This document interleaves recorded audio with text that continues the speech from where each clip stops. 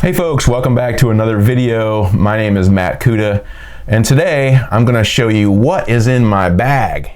And it might surprise you that there's not as much in there as you might think. So as I go through here, I'm not going to spend a lot of time explaining each step because this would turn into an hour video. I'm just going to go through each thing and give you a quick why I use it. So first up, the A9 body. The A9 body. I mean, that is something that is a relatively new addition to my setup. And I have to tell you that I have been thoroughly impressed. If you haven't seen it, check out my review on the A9. It's lightweight. It is 20 frames per second, very fast autofocus, and it's a camera that I absolutely have fallen in love with. The other camera is the one that is actually doing the video on this video you're watching right now, which is the Sony a7R III, and you're looking at 4K video from that camera. Really love that camera. Great camera. By the way, the A9 handles all of my flight shots, all of my action. But more than that, it is a camera that I can rely on for just about anything. It is my jack of all trades camera. I can shoot video with this, nice 4K video. I can shoot landscapes with this if I have to. It gives me low light, great low light performance. So when I'm in a situation where I have to have low light, such as wildlife early in the morning, this is my go-to. The a7R III, which hopefully you're seeing on your screen right now, is my go-to for, not really for wildlife as much, although backyard birds I use it for extensively. I use it for sometimes for deer, sometimes I use it for landscapes. A lot of times I use it for landscapes. This time of year for the fall foliage, for example, I use it for video. I use it pretty much when I need high resolution. At 42 megapixels, amazing results can be achieved with the Sony a7R III. Okay, next on the list is the Velo BG56 grip, which is also on my a7R III videoing this. I'll have a picture on the screen here for you. The grip allows me to do things that I can't do with just this setup here. Without the grip on here, when you make that rotation up like this, your arm gets way up. A lot of birds will see that. So that grip allows you to just do this, and you got the grip here. I recommend a grip, but I also want you to know that the grip adds weight. And so if you're doing a long hike or a long walk, that weight savings really helps, okay?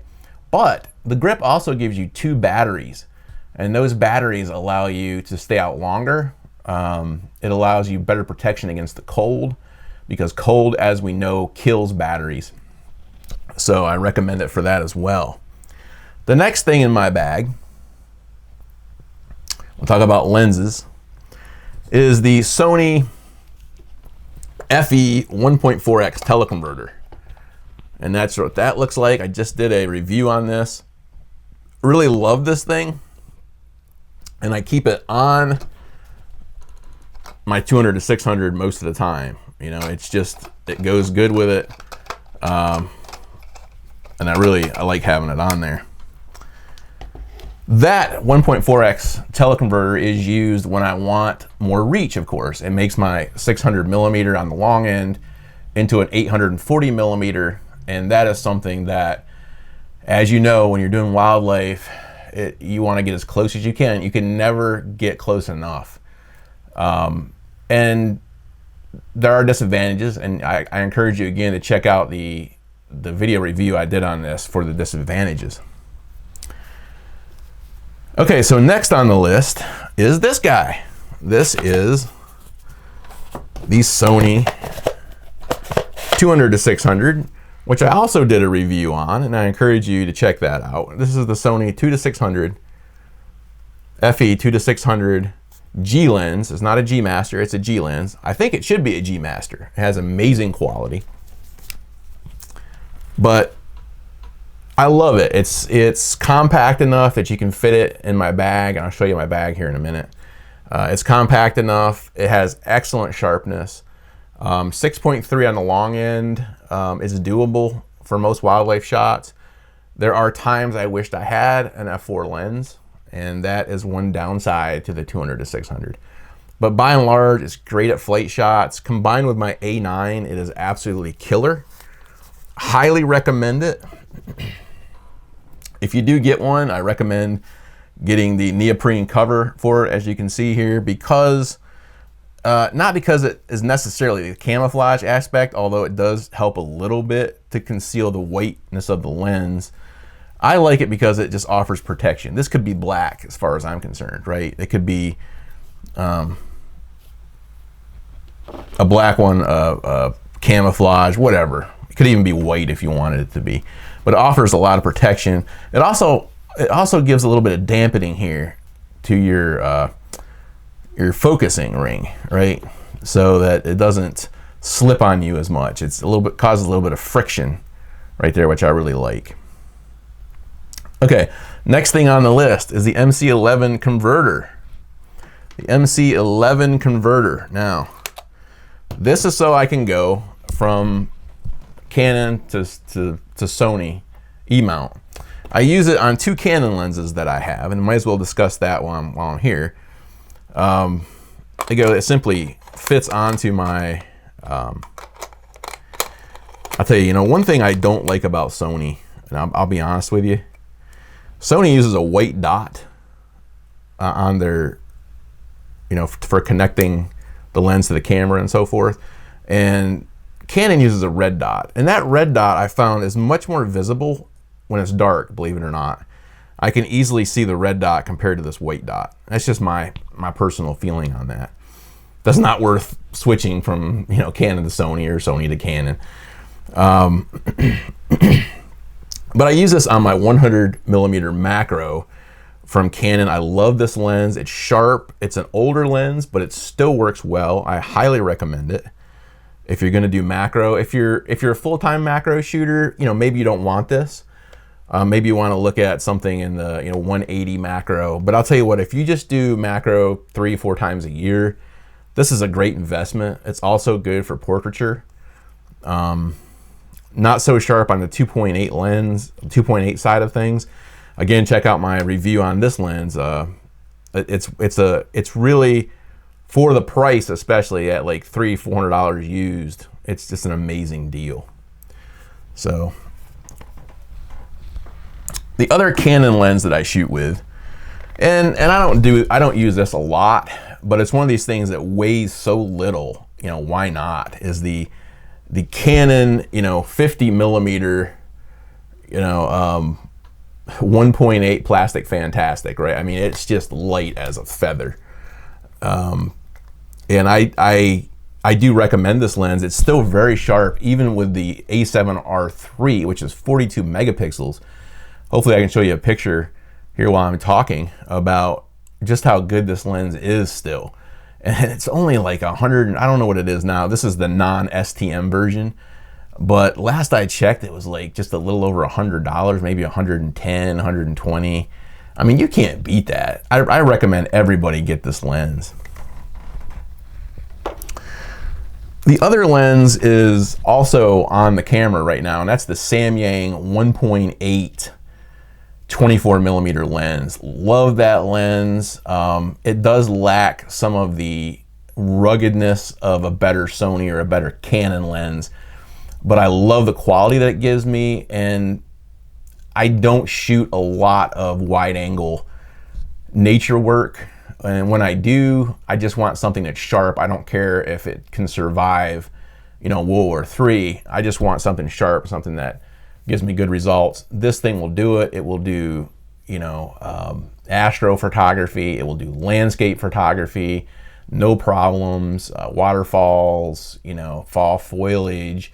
Works great with video because it's such a quiet motor. I really think this Korean lens is really worth looking at, and the price is right on it. I think it's under $500. And guys, can you think of a better lens to get for under $500 that actually works? I mean, that is critical.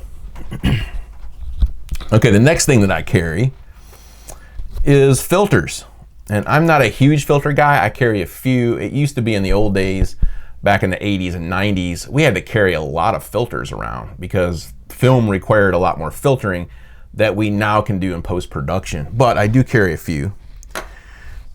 First of all, I carry the Tiffin polarizing filter. And let's try to get that so it doesn't glare. The Tiffin polarizing filter. And I really like that one. It is a good quality for the money filter. The next filter that I have, and by the way, polarizers, what they do, if you don't know real quick, they cut down on glare, or reflections. So if you're photographing water, you can remove the reflections with that because it's a polarizer, just like polarizing sunglasses. It also works with shooting vehicles. It has to be metallic or it has to be water. It won't remove reflections from everything. So you just have to play around with it and see what reflections you can remove and what you can't remove. The reason I use the circular polarizer is because you can dial in the amount of polarization. So I also have a 0.9 ND filter, which I can use for video if I need to cut down on the light. I can use it for photography if I need to cut down on the light. You know, maybe I just need a little bit more, a little bit longer shutter speed, for example. This comes in handy for that. The next filter that I use occasionally, and I emphasize occasionally, is this little guy, which is the Tiffin 10 stop ND filter. And I've been using that for, let's say, beach, you know, when you want to blur the clouds, or you want to blur the beach scene to where it's like, this looks like glass instead of waves. It just looks like glass. You'll often see this. People will use it around pier, doing pier photography. You'll see it at lakes, choppy lakes. People use it for, you know, anything where they want to make the lake look like I don't know, it's hard to explain. It's like a blurry, like flat lake, you know, or ocean. You have to look up some photographs on it. But it is a well-known, probably overdone effect that's used in photography. So I keep one of those around for that purpose. The next thing is I have a bunch of just cheap, fairly cheap, not horribly cheap, but the newer, however you want to say it, step rings. And I have these in all, just basically any amount of step you can think of. So whatever my lens has, I can step into that. Okay, so, and I don't know. Do you know what I don't know if you know what they're for. Essentially, what it does is, let's say you had a filter, and this one says 77 to 82. So let's say that you wanted to step that from a bigger filter, you know, to a smaller filter.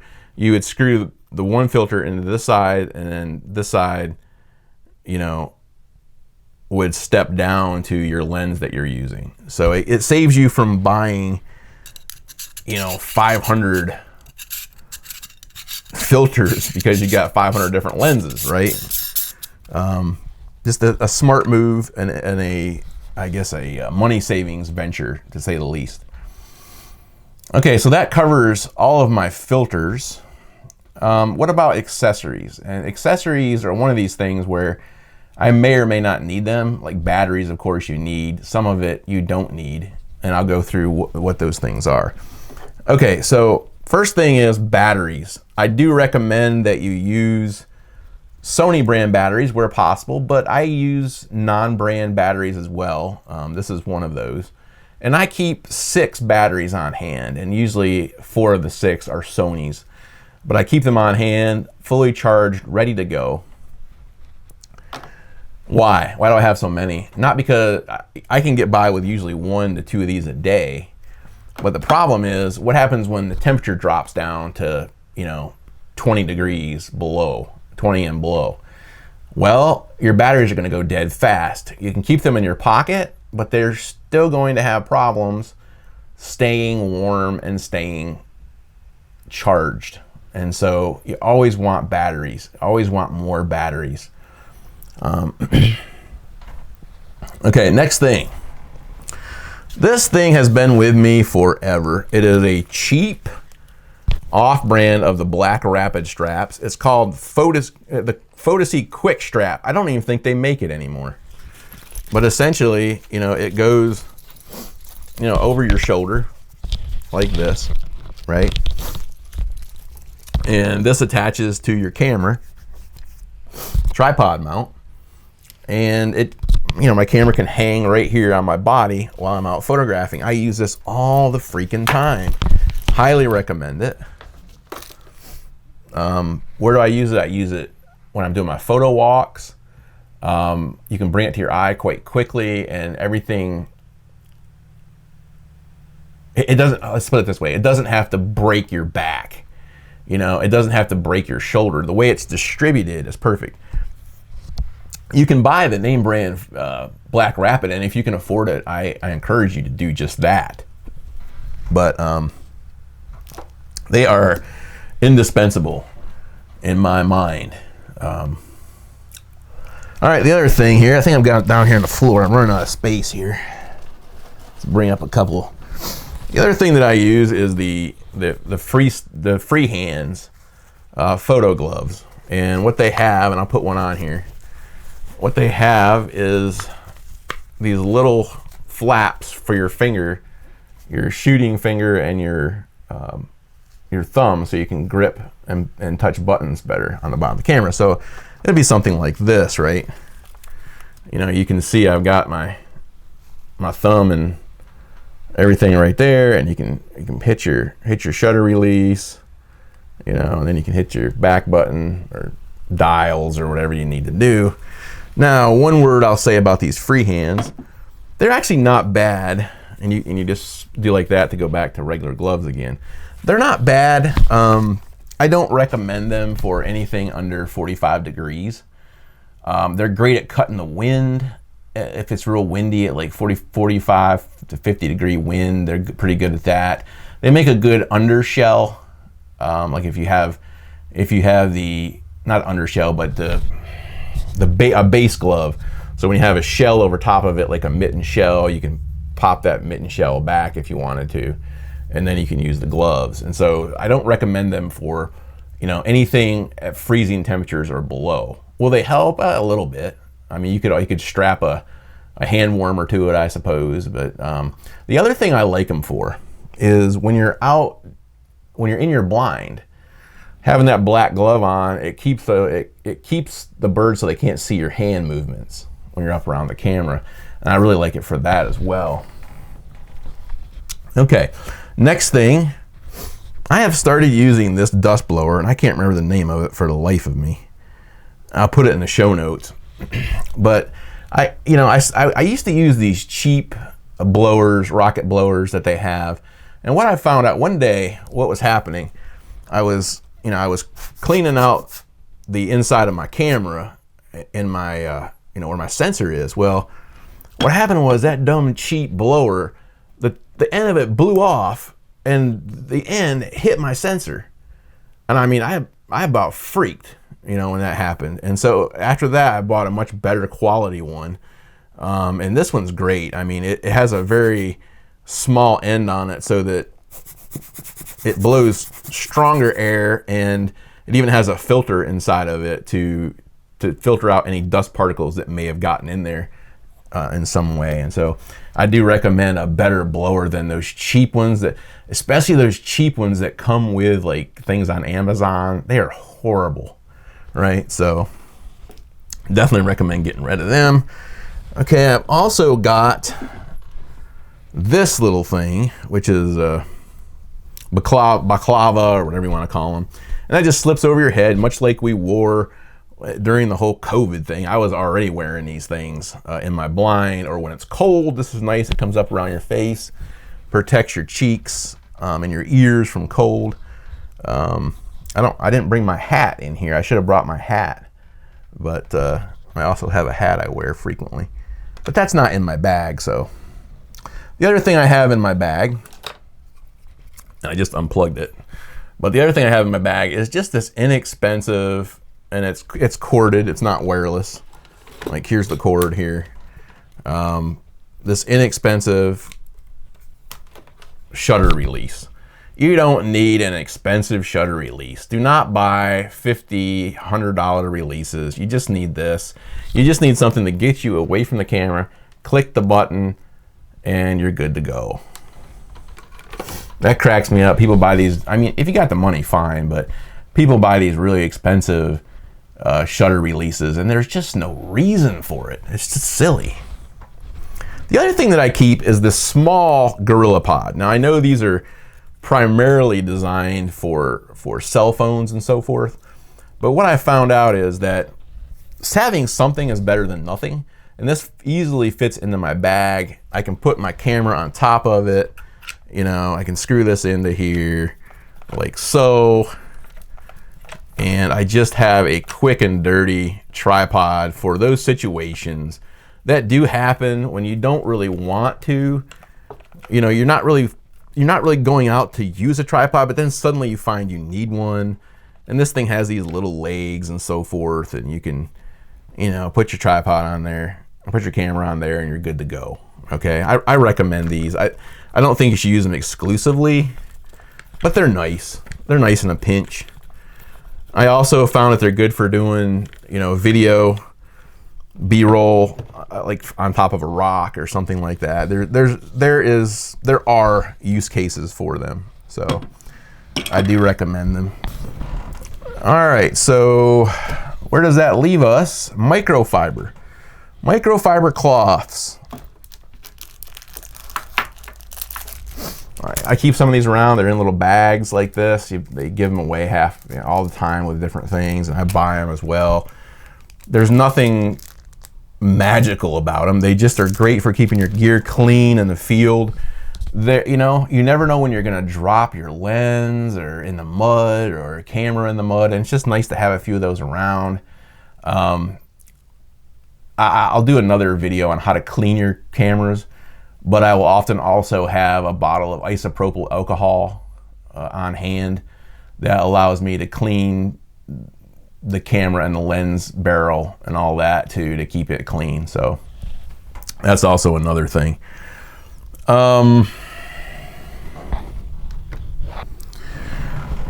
So the other thing that you're gonna need, I think, and this is my personal opinion,